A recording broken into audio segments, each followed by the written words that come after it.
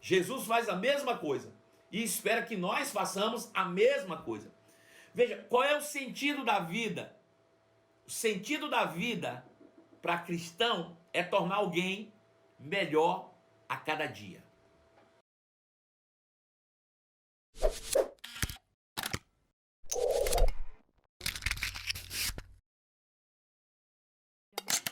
Agora, vamos nos encher da palavra, vamos nos encher do Espírito. Muito bem. Então, pessoal, de manhã, né, nós concluímos a nossa live e eu trouxe um texto, li esse texto rapidamente e falei que nós estudaríamos esse texto hoje à noite a partir desse texto, falando sobre a prática cristã, né, o cristianismo prático, né, falando sobre o chamado, sobre o propósito. Bom, a primeira coisa que nós precisamos trazer sempre à nossa mente é que a gente não vai dar um passo adiante daquilo que nós acreditamos ser, né? Precisamos nos encontrar na nossa própria origem, nós precisamos olhar para nós mesmos e descobrir, através da nossa origem, a nossa imagem, os nossos valores e o nosso propósito. Bom, quando olhamos para essas verdades, chegamos à seguinte conclusão: existem duas, eu quero que você atente bem para isso aqui, porque eu não falei isso pela manhã, falei ontem no culto, mas hoje pela manhã não falei. Se você não assistiu o culto, é importante você atentar para isso. Quando nós falamos de voltar à nossa origem, para descobrir a nossa imagem, né, o autoconhecimento, quando a gente volta à nossa origem e descobre os nossos valores e o nosso propósito, nós estamos falando de voltar a Deus.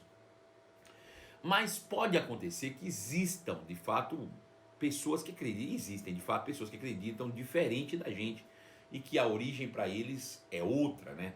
Mas nós, os crentes, né, asseveramos que a nossa origem está em Deus.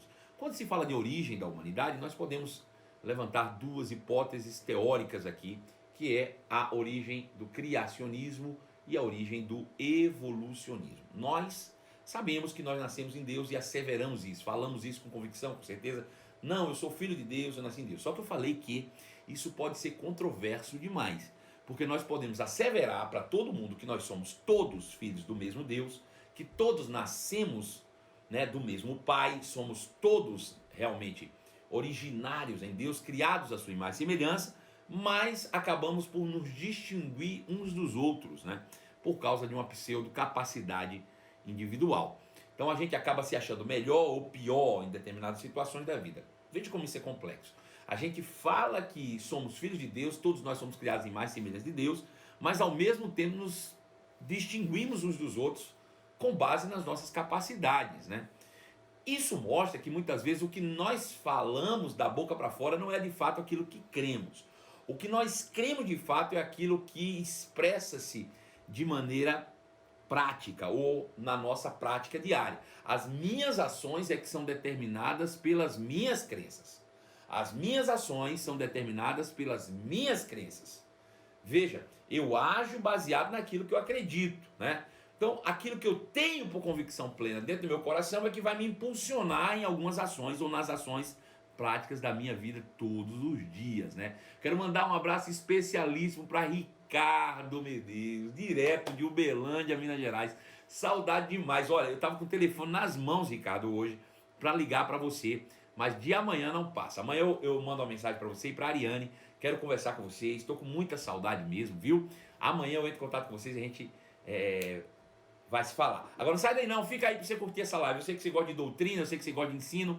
Fica aí que você vai se ligar nesse assunto que é bem interessante. Pois bem, gente, então veja. Então, às vezes a gente fala que é filho de Deus, a gente até se pensa como isso, mas não age dessa maneira, porque acabamos, de certa forma, colocando nossos semelhantes em uma posição superior ou inferior à nossa. E nós precisamos entender que nascemos todos do mesmo Pai. Temos sim propósitos diferentes, temos sim chamados diferentes, temos sim, obviamente, objetivos pessoais diferentes, mas fomos criados em um propósito único, né, diante de Deus, com as mesmas características, uma vez que fomos criados todos, imagem e semelhança de Deus, né? E isso precisa estar bem vivo dentro de nós. Bom, quando se fala da origem, né, nós pensamos em duas origens da humanidade. Uma delas corresponde à origem do evolucionismo, né? Que o homem evoluiu-se de uma ameba. Todos os homens, ou todos os seres, né, evoluíram de um único ser semelhante a uma ameba. E esta foi se multiplicando e evoluindo, né? Ela foi através de processo de transformação se adaptando ao meio, e por meio dessas mudanças as espécies vão se sobressaindo umas às outras numa luta constante uma com as outras, onde o mais forte sempre domina sobre os mais fracos. Vejam, essa é a teoria da evolução. A evolução concorda que todos surgiram de uma única espécie, semelhante a uma ameba, e que foram evoluindo, e nesse processo evolutivo foram dominando umas sobre as outras, de maneira que opera a lei do mais forte. Quem é mais forte se sobressai e domina sobre aquele que é mais fraco. Veja, isso não parece muito com as relações humanas que a gente vê hoje em dia? Sim ou não? Fala a verdade comigo. Isso não te lembra as relações humanas hoje em dia? Pessoas que vivem nessa luta constante e ainda que não se transformaram em outro ser diferente, mas ainda como seres humanos vivem nessa constante luta, querendo se sobressair uns aos outros, e nessa luta de sobrevivência acabam querendo exercer governo, domínio sobre as pessoas. Então veja que isso está completamente equivocado, na contramão daquilo que a palavra de Deus diz, né? Porque a palavra de Deus diz que nós somos criados em mais semelhança de Deus. Esse é o criacionismo. E o criacionismo está baseado em um ser superior e perfeito, que por amor investiu tudo o que ele tinha na sua criação, tornando-a semelhante a si mesmo. Veja, alguém que é superior investe em quem está teoricamente embaixo, para que quem está embaixo se torne semelhante àquele que está em cima. Esse é o propósito de Deus. Se a gente trouxer isso para a nossa vida prática, a gente, ao invés de estar competindo uns com os outros, a gente devia estar cooperando uns com os outros para que todo mundo chegasse a uma condição de vida exatamente semelhante a Deus.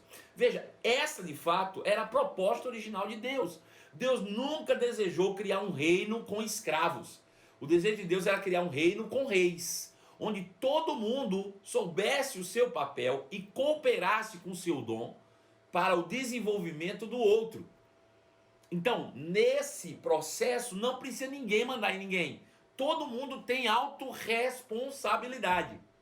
Todo mundo deveria ter autorresponsabilidade. Ou seja, a partir do dom que está em cada um de nós, a gente vai manifestar esse dom para que o próximo possa crescer e se desenvolver e se tornar ou chegar ao ápice daquilo que ele foi criado para ser ou fazer.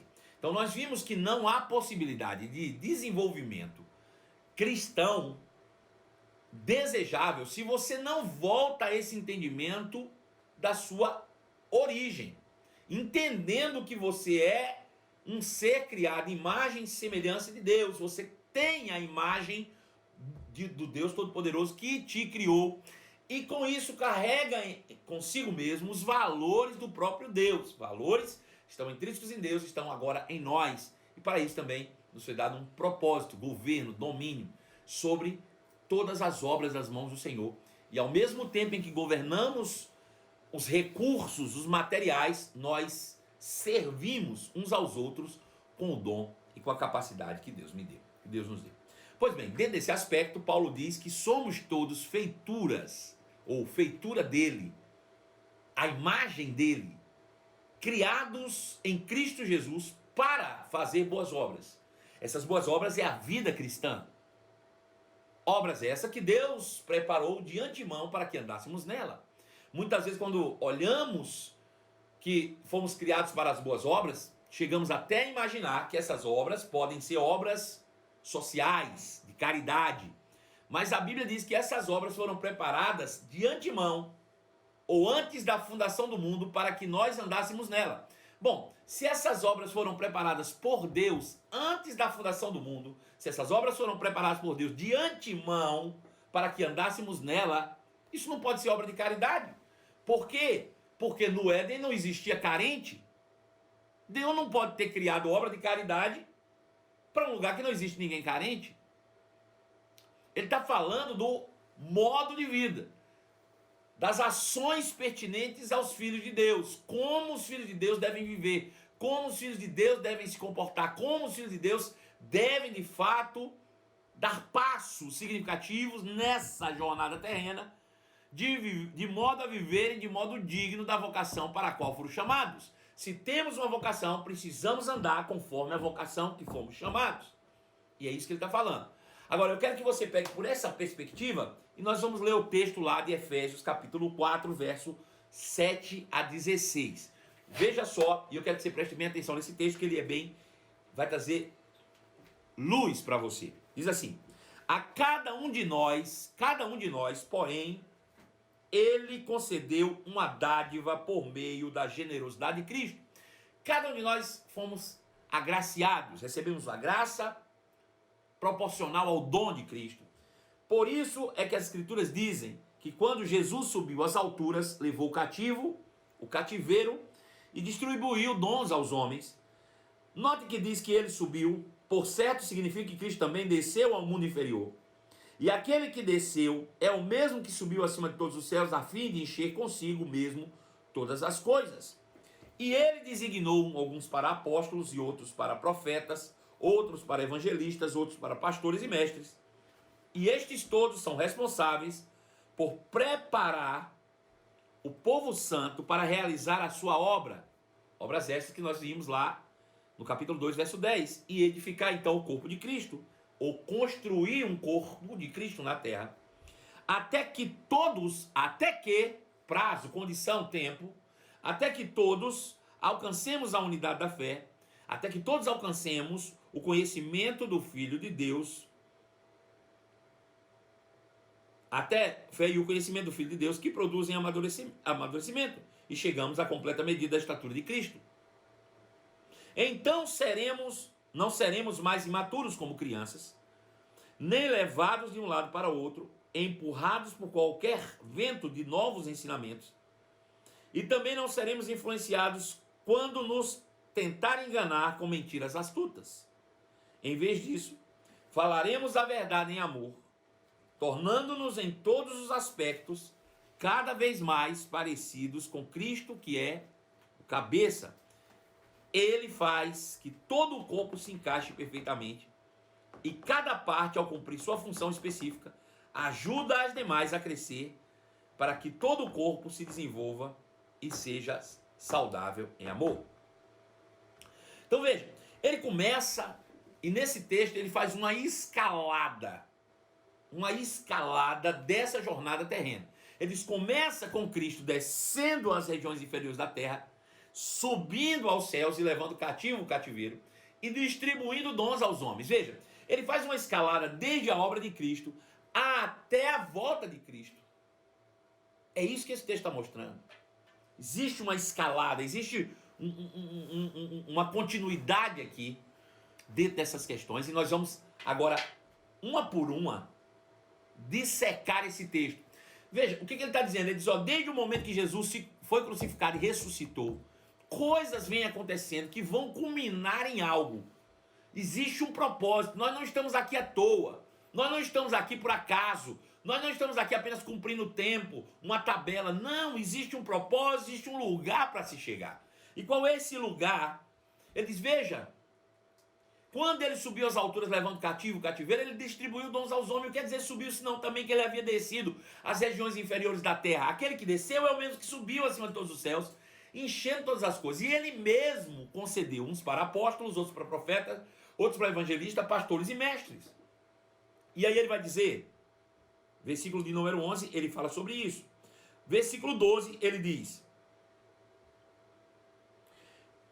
com vista ao aperfeiçoamento dos santos para a obra do serviço. Bom, a primeira coisa que ele vai dizer aqui nesse texto, com clareza, é qual é o objetivo dos dons ministeriais, dos 5 dons ministeriais. Sabe, a gente às vezes cria estereótipos por nós mesmos, né? A gente diz, não, fulano não é pastor, fulano não tem chamado pastoral. Sabe por quê? Porque ele não gosta de visitar ninguém, porque ele não gosta de ir na casa de ninguém, por causa disso. Veja, a Bíblia nunca criou um estereótipo de quem deveria ser o pastor, ou como deveria ser um pastor. Ao contrário, todas as unções carregam sim, obviamente, suas particularidades. mas todas elas, 5, visam um único objetivo. Único objetivo. O objetivo das unções ministeriais que foram distribuídas por Jesus sobre a igreja, que é o seu corpo, só visa uma coisa, uma única coisa, que está descrito no versículo 12. Ele diz: eles são responsáveis por preparar o povo santo para realizar a obra para a edificação do corpo de Cristo, ou com vista ao aperfeiçoamento dos santos para a obra do ministério. Veja, qual é o objetivo de se ser apóstolo, profeta, evangelista, pastor e mestre? Aperfeiçoamento dos santos. Desenvolvimento humano. Veja, o meu papel como pastor é fazer com que você se desenvolva, cresça e alcance exatamente a plenitude do que você nasceu para ser e fazer. As pessoas às vezes se agarram a títulos porque eles acham que ser chamado pelo título denota honra, status. Fulano agora é pastor. Pois bem, se você deseja o ministério, tem que saber que o objetivo do seu desejo é tornar alguém melhor do que você, ou alguém melhor do que o que ele mesmo é. Desenvolvimento humano. Esse é o único objetivo do ministério. Quíntuplo, ou dos 5 dons ministeriais. Desenvolvimento humano. Investir em gente. Deixa eu dizer uma coisa para você. O negócio de Deus é gente, gente. O negócio de Deus é gente. Gente. E ele diz que os dons foram distribuídos com vista ao aperfeiçoamento dos santos, para que estes possam desenvolver o seu serviço. Agora veja, eu como pastor estou aqui pregando, pode ser que eu desenvolva você e você descubra que você é pastor. E se você se descobrir pastor, o que é que você vai fazer? Vai influenciar outro, desenvolver outro, para que outro desenvolva também outro e por aí vai. Ou seja, dentro do cristianismo, nós temos o maior marketing de rede que já existiu. Só que nesse processo você desenvolve gente e não recurso. O cristianismo é o marketing de rede, o marketing de relacionamento de Deus no desenvolvimento humano desejável. Até que todos cheguem. Ele vai dizer isso agora, versículo 13. Até que todos alcancemos a unidade da fé e do conhecimento do Filho de Deus.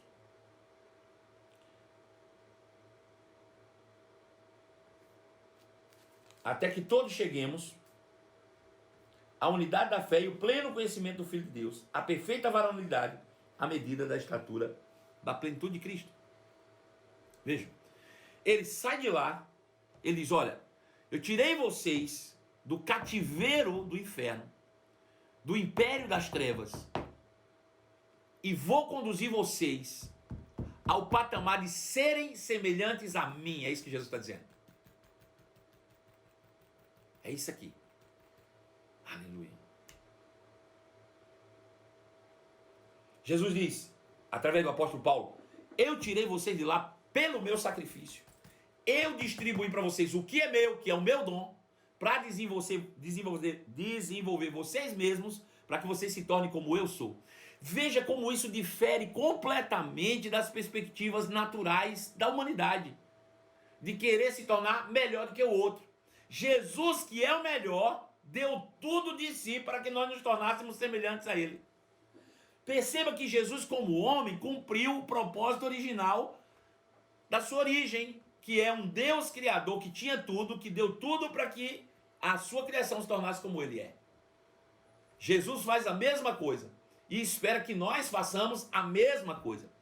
Veja, qual é o sentido da vida? O sentido da vida para cristão é tornar alguém melhor a cada dia, ou levar as pessoas a se tornarem iguais a Cristo. Esse é o objetivo.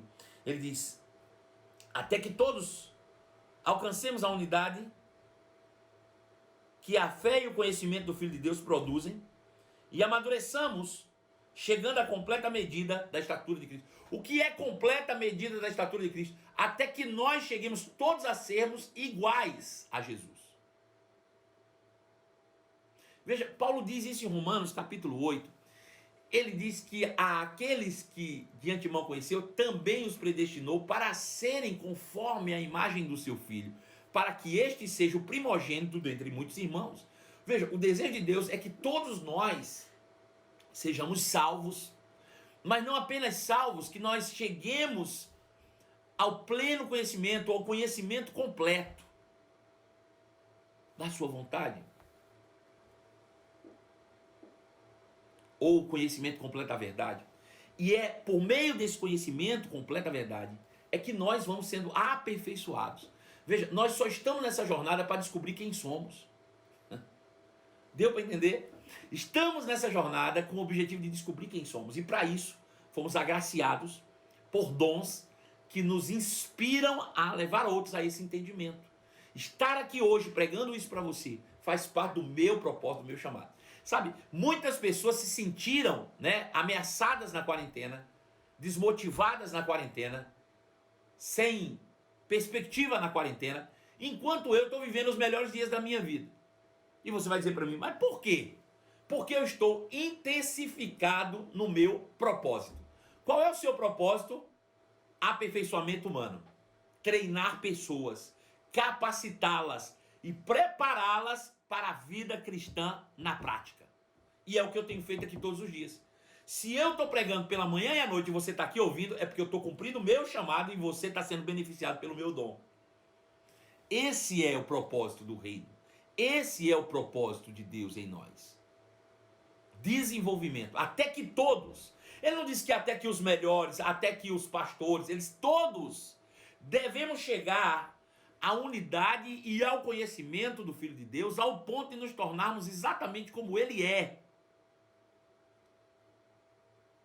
Partimos, irmãos, de um resgate onde nós éramos escravos do pecado e vamos chegar à plenitude de Cristo. Todos nós chegaremos lá. Todos nós vamos chegar lá.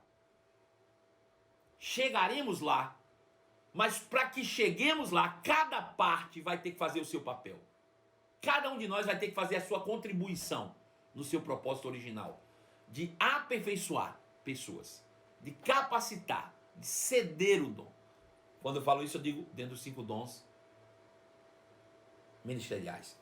Versículo 14, ele diz, pronto, quando a gente chegar lá, na plenitude da estatura de Cristo, ou seja, sermos iguais a Jesus, então não seremos mais imaturos como crianças, nem levados de um lado para o outro, empurrados por qualquer vento de doutrina, e nem seremos também mais influenciados quando nos tentarem enganar com mentiras astutas.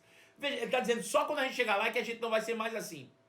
Ou seja, o crescimento espiritual se dá por meio do ensino, da propagação, do que você está aí. Agora veja, ele está dizendo de forma intrínseca que nós somos crianças. Quando eu vejo pessoas questionando, por exemplo, pastor, eu recebi uma mensagem falando lá que a gente não deve congregar mais, que esse negócio de congregar lá é coisa de pastor, é só para tirar o dinheiro do povo, que o dízimo não é mais para agora. Sabe o que eu vejo isso? Meninice. Gente que não cresceu e que é facilmente enganado por todo o vento de doutrina, levado de um lado para o outro, para que não sejamos mais meninos, agitados de um lado para o outro por todo o vento de doutrina. O apóstolo Paulo usa essa terminologia, meninos agitados. Eu não sei você, mas eu tenho meninos em casa, homens, meninos. Eu nunca fui pai de menina, né? Menina é doce, menina é meiga, né? Menina é extremamente carinhosa, menina é um doce, né? Meninas, os meninos não, os meninos são agitados. Meninos são agitados. Eu tenho um menino que chama Daniel, pense no menino agitado. E aí ele compara crente que não cresce, que não se desenvolve, que não se submete aos 5 dons para crescer e se desenvolver, agitados como meninos, correndo para aqui e para acolá, enganados por todo tipo de ensinamento tosco, todo vento de doutrina. A gente não pode viver mais como criança. Nosso objetivo nessas lives, nesses dias, essa semana, é crescermos, é avançarmos, é sairmos dessa meninice, né? É realmente caminharmos seguro. Então não seremos mais imaturos como crianças, nem levados de um lado para o outro, empurrados por qualquer vento com muitas mentiras. Ao contrário disso, falaremos a verdade em amor, tornando-nos em todos os aspectos cada vez mais parecidos com Jesus, que é o nosso cabeça. Então veja, o intuito é que nós nos tornemos, cada live acabou, nosso objetivo é que nós nos tornemos cada dia mais parecidos com Jesus. E isso só vai acontecer se nós crescermos, se nós nos desenvolvermos a cada dia, né? Se nós nos submetemos às unções disponíveis, né, para o desenvolvimento humano. Ele diz que Jesus faz com que todo o corpo se encaixe perfeitamente e cada parte, ao cumprir sua função específica, ajuda as demais a crescer. Ou seja, cada um de nós, quando cresce um pouco, ao invés de se sentir maior, se sente compelido a ajudar o outro a crescer, porque é isso que Deus fez. Sabe? Quando a gente vê pessoas vivendo uma religião, quando ele recebe um cargo, ele se isola dos amigos. Quando você entende a verdade de Cristo, quanto mais você aprende, mais você quer ensinar. Porque você deseja que as pessoas alcancem aquilo que você já alcançou. Isso é um sinônimo, um sinal de que você está no caminho certo, ligado diretamente à sua origem, ao seu propósito, aos seus valores, né? Ligados realmente ao próprio Deus. E cada parte cumprir a sua função específica ajuda as demais a crescer, para que todo o corpo seja desenvolvido e seja saudável, andando em amor. Sabe o que é que mais me chama a atenção dentro disso tudo? Vou falar algo para você. Paulo escreve em 2 Coríntios capítulo 5, verso 18, que tudo provém de Deus, que reconciliou consigo o mundo, não levando em consideração os pecados dos homens. Eu gosto de ficar com a frase, quero ficar aqui, que tudo provém de Deus. Tudo provém de Deus. Foi Deus que providenciou tudo. Nós não fizemos nada, irmãos. Absolutamente nada. Tudo provém de Deus. Tudo provém de Deus. Veja que coisa interessante. Um dia o homem estava caminhando a passos largos para o inferno. Ele ia direto para o inferno. E o pior, ele ia para o inferno sem saber nem por que ele iria para o inferno. Porque ele tinha sido enganado pelo diabo. E ia acabar um dia parando lá. Como é que Deus fez para que o homem chegasse até aqui? Primeira coisa, Deus precisou fazer com que o homem reconhecesse que ele ia para o inferno. E como é que ele saberia que ia para o inferno? Deus enviou a lei para ele. Pronto, quando Deus enviou a lei tinha um objetivo. O objetivo era avultar o pecado da humanidade. Para que quando o homem olhasse para a lei, olhasse para si mesmo, ele dissesse, rapaz, eu não tenho condição de cumprir isso aqui não. Se eu não tenho condição, eu vou para o inferno. Veja, a lei serviu para mostrar ao homem o quanto ele era pecador. Agora, quem foi que deu a lei? Foi Deus. Quem foi que mostrou que o homem estava indo para o inferno? Foi Deus. Quando o homem entendeu, cara, eu sou um pecador e eu vou para o inferno por causa da lei, Deus disse, você entendeu? Então eu vou te dar um salvador. E aí, na plenitude dos tempos, Deus envia seu filho ao mundo para que pudesse salvar o mundo. Foi Deus que enviou Jesus. Aí Jesus vindo, morreu na cruz por nós, para que nós pudéssemos olhar para aquela cruz e largássemos mão para trás da vida de pecado e por meio da cruz assumisse a justiça de Cristo. Foi Ele que nos deu isso.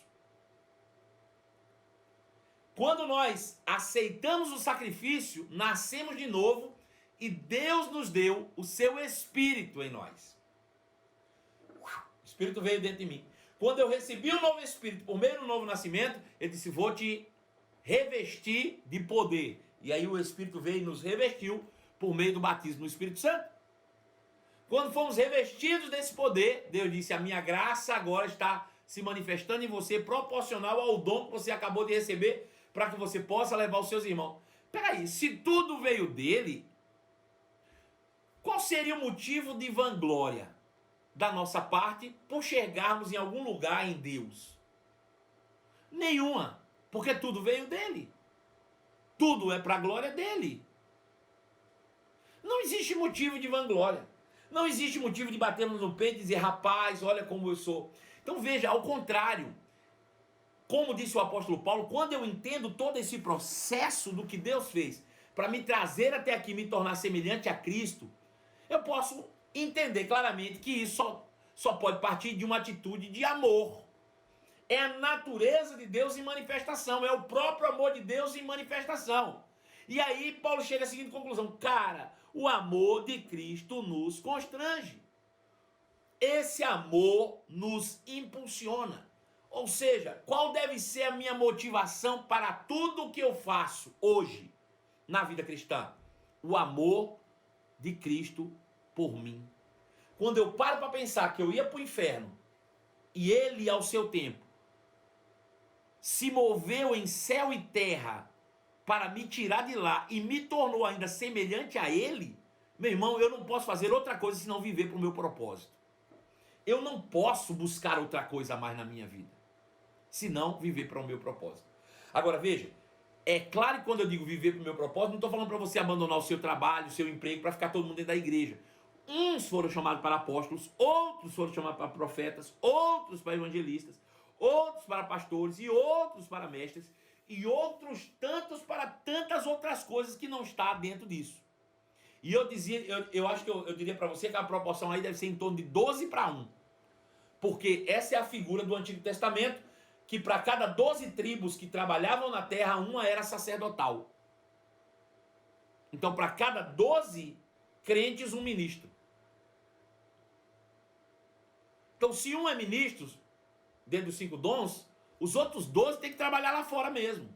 Aí vão ser o quê? Vão ser médicos, vão ser professores, vão ser dentistas, vão ser advogados, vão ser policiais, vão ser donas de casa.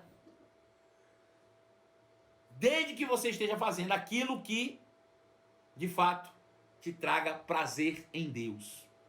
Uma satisfação pessoal em Deus, de saber que você está cooperando para o desenvolvimento da humanidade. Que você está cooperando para o plano eterno de Deus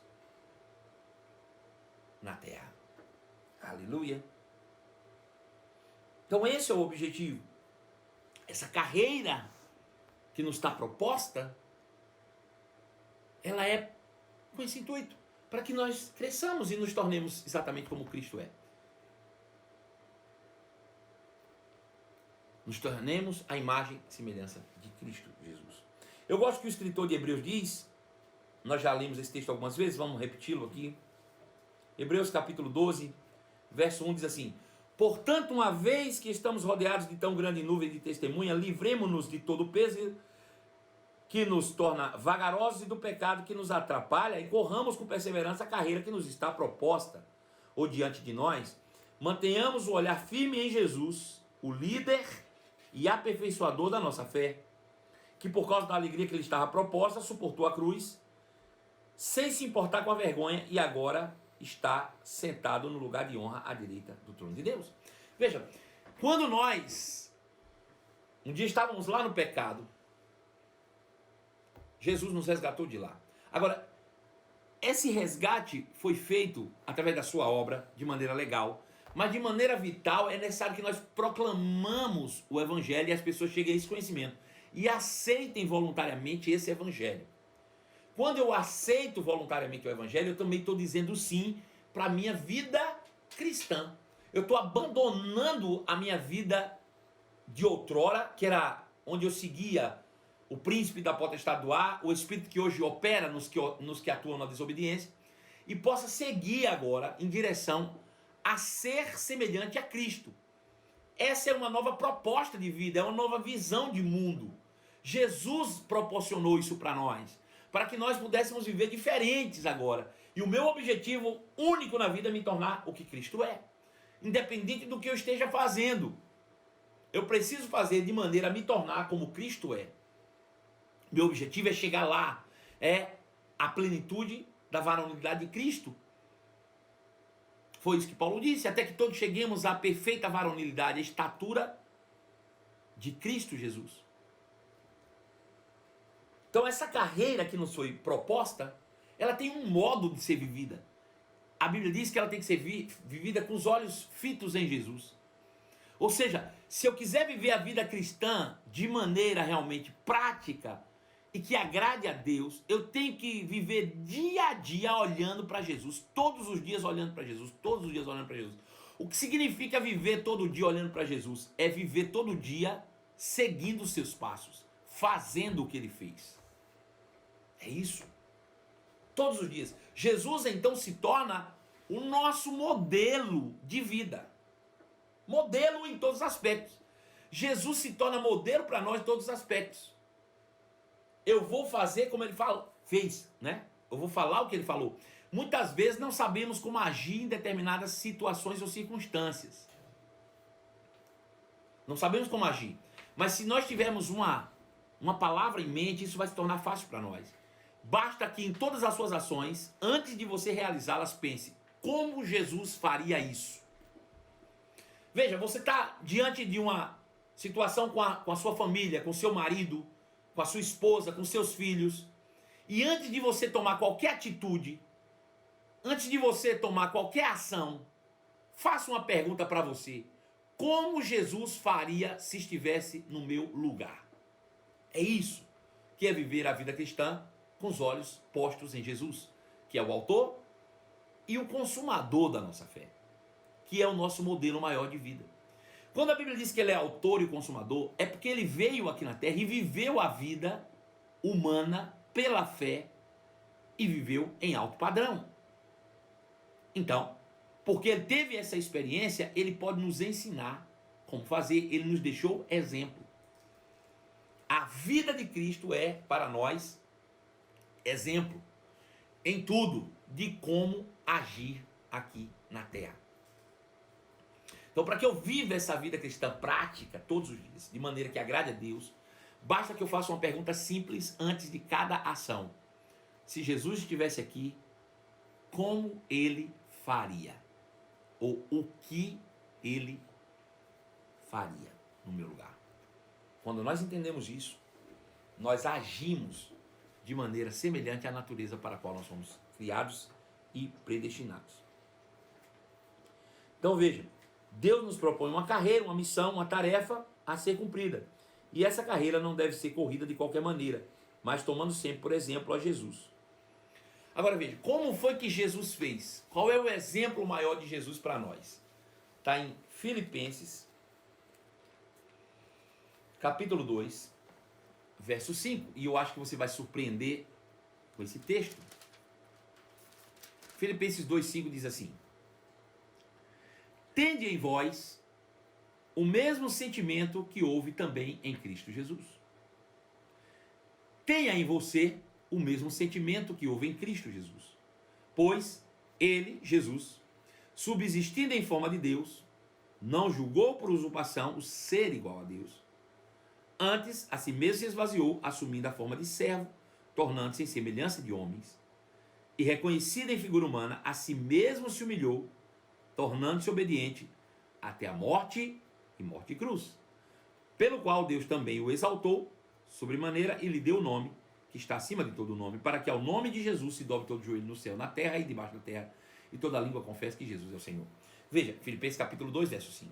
Ele começa dizendo o seguinte: parece, se eu ler esse texto de maneira displicente, que ele está falando sobre Jesus, apenas, para dizer como Jesus... Não. Ele começa dizendo assim, ó: você precisa ter a mesma atitude que teve Jesus.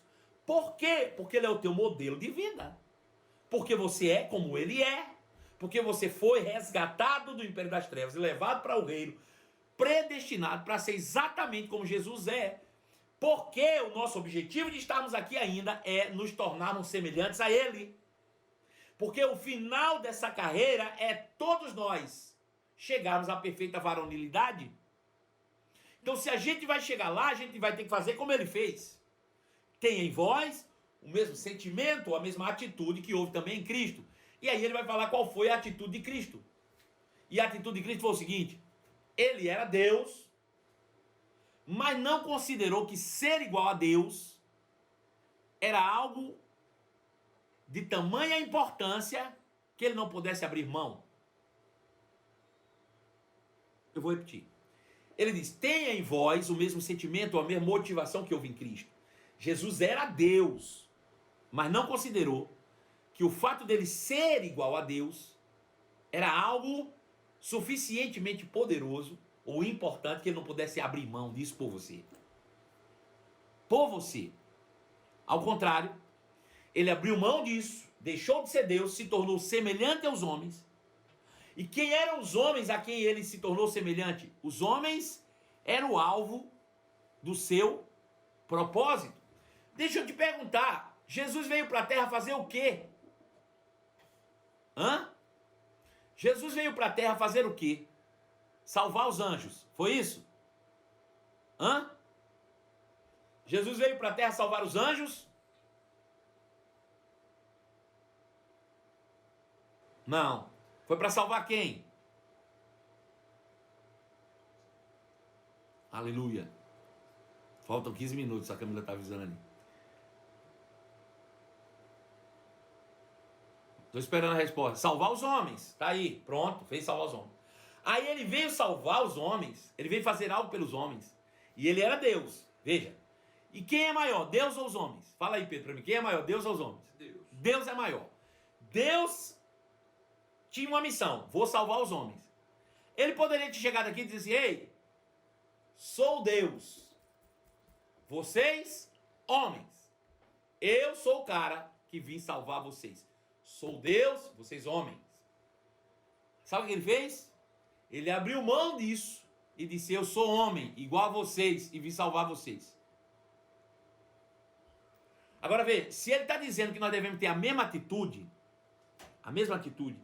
isso quer dizer o seguinte, que a depender da posição que você ocupa hoje, seja em que área for, seja na igreja, seja no trabalho, como patrão, seja na tua casa, seja onde for, você precisa tratar as pessoas que você quer alcançar de igual para igual. E não com ato de superioridade. Porque ele era Deus. E ele poderia, mas ele não considerou que isso era algo que ele devia pegar-se. Esvaziou-se a si mesmo e se tornou semelhante àqueles que ele queria alcançar.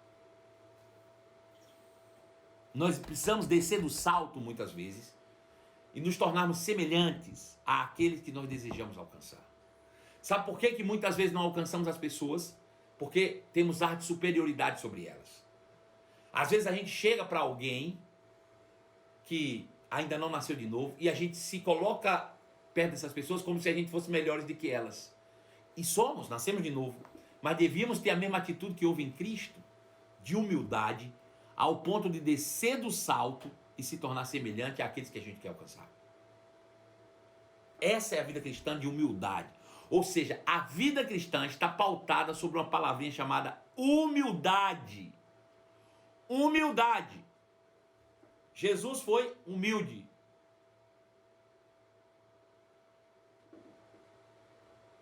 E ele diz que, Paulo diz que nós devemos ter a mesma atitude que houve também em Cristo. Agora eu te pergunto, qual é a vantagem de se ter a mesma atitude que houve em Cristo Jesus? Pedro, você pode me responder? Qual é a vantagem de eu ter a mesma atitude que houve em Cristo? Como é a tua vida igual a de Cristo? É que eu vou ter o mesmo resultado que ele? Isso é muito simples.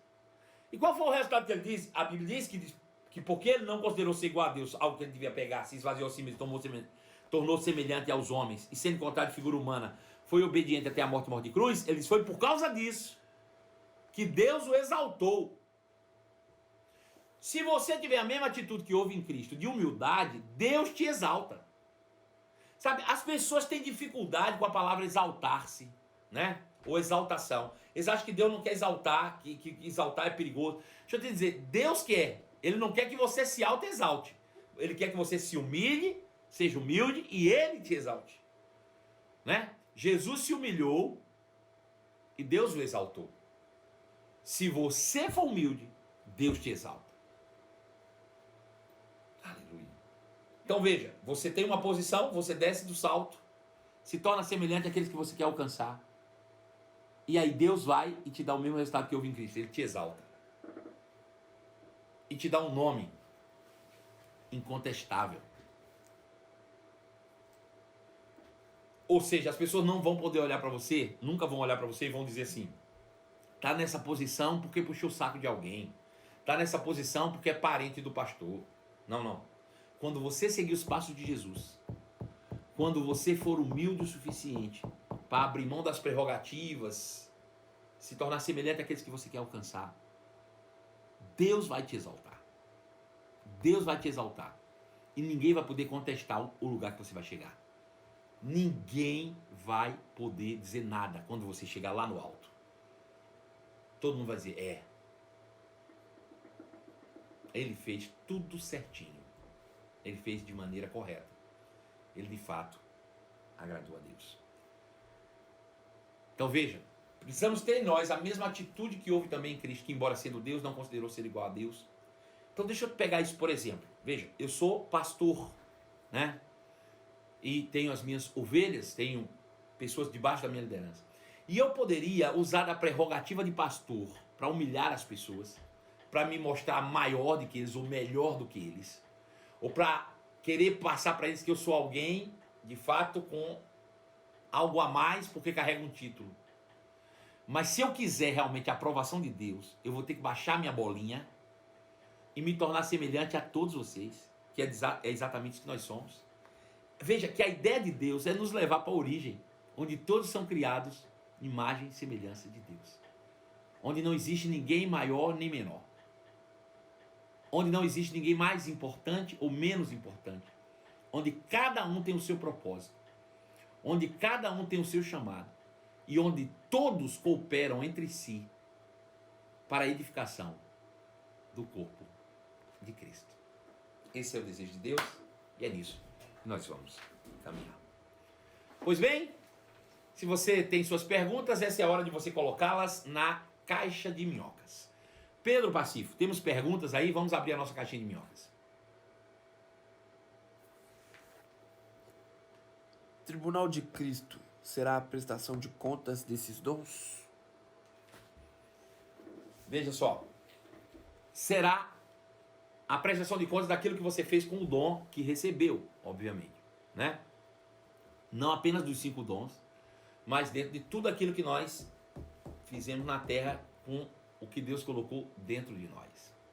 Deixa eu dizer uma coisa para você. Deus nos deu uma imagem, Deus nos deu propósito e Deus nos deu recursos. Vou dizer de novo. Deus nos deu imagem, Deus nos deu propósito, Deus nos deu recurso. Conhecendo a imagem, eu executo o propósito investindo os recursos. Então o recurso serve para estabelecer o meu propósito, que é manifestar a imagem. Pegou isso? Vou falar de novo. Os recursos que chegam nas minhas mãos servem para me estabelecer o meu propósito, que manifesta a imagem de Deus. Sem esse entendimento, as pessoas vão utilizar o propósito para alcançar recursos e distorcer a imagem de Deus. Então um dia Jesus há de sentar-se no seu trono para nos julgar com base no dom, no propósito e como nós utilizamos todos os recursos para estabelecer ou manifestar a imagem de Deus sobre a terra. Próxima pergunta.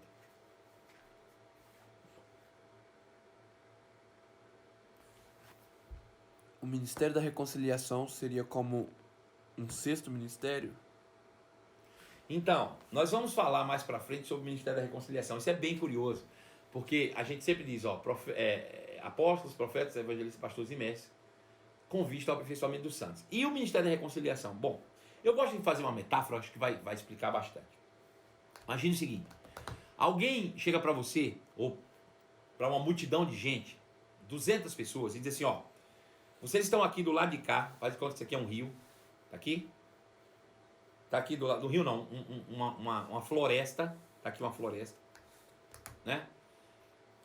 Tem 200 pessoas do lado de cá, e alguém chega e diz assim, eu preciso que vocês cheguem do lado de lá. Então, vocês vão desbravar, abrir uma estrada aqui no meio, Abram uma estrada aqui, até chegar aqui. Pronto. Qual é o propósito? Chegar aqui. Então, 200 pessoas aqui, e aqui, do outro lado é o meu propósito. Atravessa e vão para lá. Bom, essa travessia aqui é o Ministério da Reconciliação. Então, qual é o propósito? O Ministério da Reconciliação. Só estamos na Terra hoje por causa do Ministério da Reconciliação. Só para isso, só para salvar o mundo. Ponto. Senão a gente já estava no céu, como o Pedro falou aqui agora. Só que aí quando chegou aqui, no meio dos 200, ele disse, ó, para facilitar para vocês, eu vou fazer o seguinte, eu quero 5 pessoas aqui. E aí 5 pessoas saem, e ele disse, você, eu vou dar um trator, você, eu vou dar uma caçamba, você, eu vou dar uma patrol, você, eu vou dar uma pá escavadeira, e você, eu vou dar uma retroescavadeira. Cada um recebeu uma máquina. E ele disse assim, para que é isso? São ferramentas para cooperar na abertura dessa estrada. Veja, qual é o mais importante aqui? A estrada ou o trator? Os tratores? A estrada. A estrada. E eu te pergunto, se esses tratores forem os 5 dons ministeriais, quem é mais importante? São os 5 dons ou o Ministério da Reconciliação? O Ministério da Reconciliação. O Ministério da Reconciliação. Veja, Deus disse, vai lá e salva o mundo. Para facilitar a tua vida, eu vou distribuir dons. 5 dons. Pastores, profetas, evangelistas, apóstolos e mestres. Aí disse, mas eu não sei operar essas máquinas não. Ele disse, eu vou te pagar um curso. Esse curso é a graça. A graça foi concedida a cada um, segundo a proporção do dom, para que esses juntos possam edificar o corpo de Cristo, que é o Ministério da Reconciliação. Então, o Ministério da Reconciliação é o grande propósito de Deus sobre a terra. Dentro desse Ministério da Reconciliação é que estão o Ministério Pastoral, o Ministério Apostólico, o Ministério do Profeta, o Ministério do Mestre e o Ministério do Evangelista. Porque todos eles cooperam para a edificação do corpo de Cristo, para que alcancemos realmente a salvação do mundo, que é o Ministério da Reconciliação. Deu para entender isso? Ficou fácil pela metáfora que eu passei para você? O que você achou disso? Vê se tem mais alguma pergunta aí.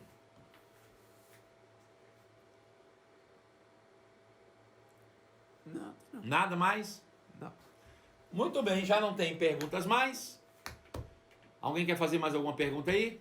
Amanhã cedo, 11 horas da manhã, nós vamos estar de volta com mais uma live exclusiva. Nós vamos prosseguir. Amanhã nós vamos falar um pouco sobre como Jesus estabeleceu seus ministérios, né? Que ministério é formado de pessoas, que o negócio de Deus é gente. A gente vai falar muito sobre isso amanhã de manhã. Vai ser muito bom. Se eu fosse você, eu não perdia de jeito nenhum. Inclusive, amanhã eu vou falar sobre João capítulo 13, né? O episódio em que Jesus lava os pés dos discípulos e ensina-lhes sobre ministério, sobre liderança, sobre propósitos. Então, fica ligadinho amanhã. Vai ser um prazer estar com vocês a partir das 11 horas da manhã em mais uma live exclusiva, porque aqui assim todos os dias tem live de 12 em 12 horas, às 11 da manhã e às 23 horas, sempre uma dose certa de um remédio infalível da palavra para te imunizar na fé contra os intempéries do mundo. Então, se liga com a gente e amanhã. Tem mais uma perguntinha aí, vai lá, vê se dá tempo aí. Ficou clara a explicação. O Ministério da Reconciliação... Não, já foi. Por que vemos graves problemas em igrejas por conta disso? Todos os problemas que nós vemos são com base na ignorância, falta de conhecimento das Escrituras Sagradas. Agora, quem está por trás disso? O diabo sempre. O diabo, ele é o rei da mentira. Ele é o imperador do império das trevas, que é a ignorância.